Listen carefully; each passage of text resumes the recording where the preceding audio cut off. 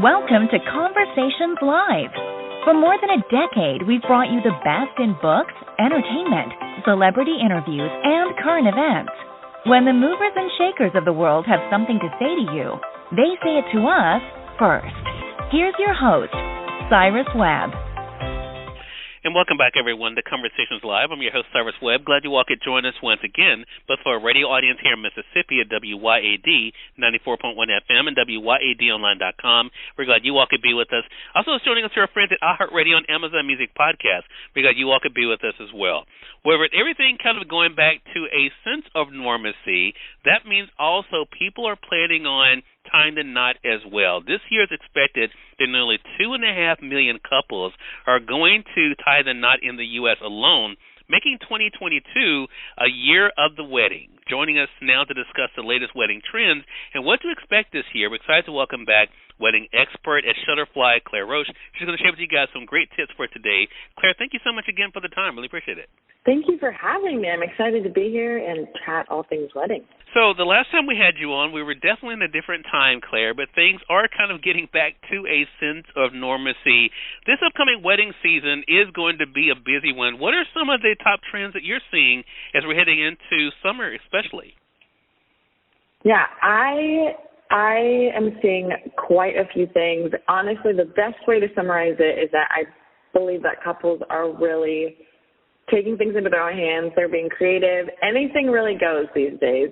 I think how couples in 2020 were able to be creative with their weddings because of the situation that we were in, and right. Couples have not stopped doing that, and I think it's a super positive thing. So I'm seeing couples, instead of perhaps having a huge wedding, I see, as a wedding planner, attending weddings basically every weekend, I don't really see huge weddings as often anymore.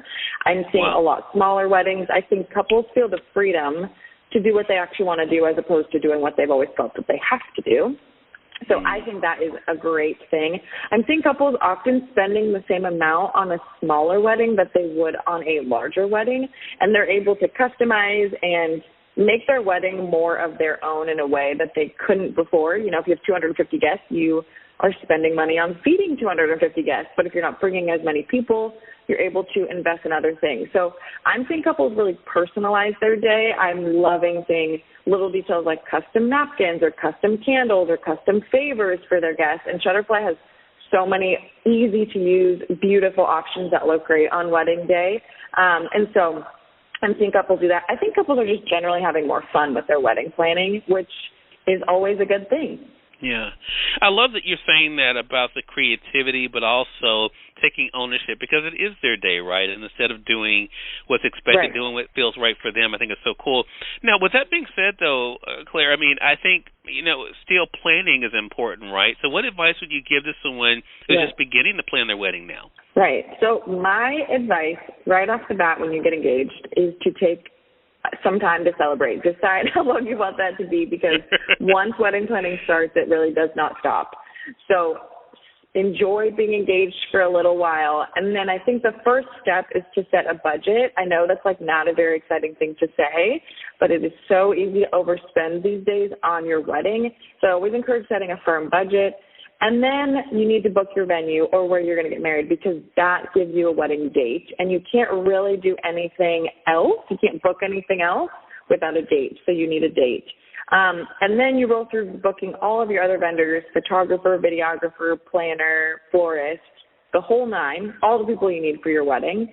So that's my recommendation. And my biggest tip, honestly, is to set aside specific wedding planning time throughout the week, with the intention of having it be specific time so it doesn't take over your life as much as it could.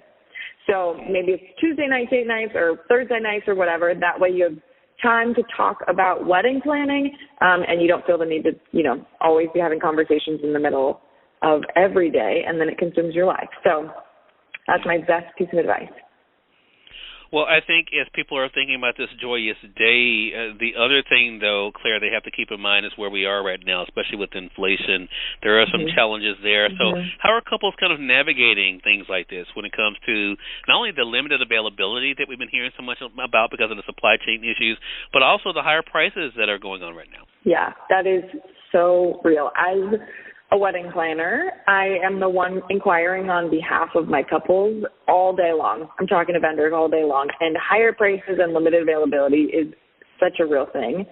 So I am seeing couples get creative. I'm seeing them prioritize what are the 3 things we actually care about? What are the things we really want to invest in? What are the people that we really care about having at our wedding?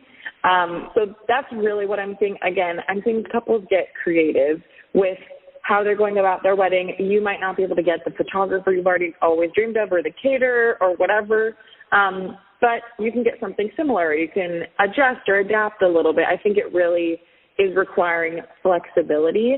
But I truly believe you can plan a wedding for however much money you have. You just will have to adjust expectations or adjust how you're choosing to approach it, but you can still have a really beautiful, wonderful day.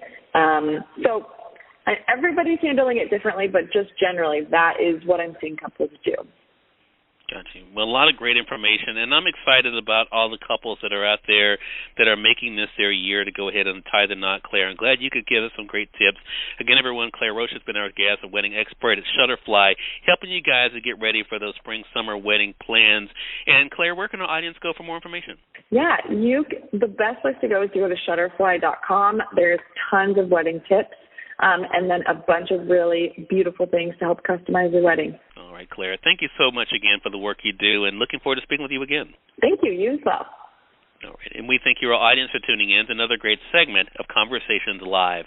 Until next time, I'm your host, Cyrus Westing. As always, enjoy your day, enjoy your life, enjoy your world. Thank you all for choosing Conversations Live. Now let's go make today amazing. Take care.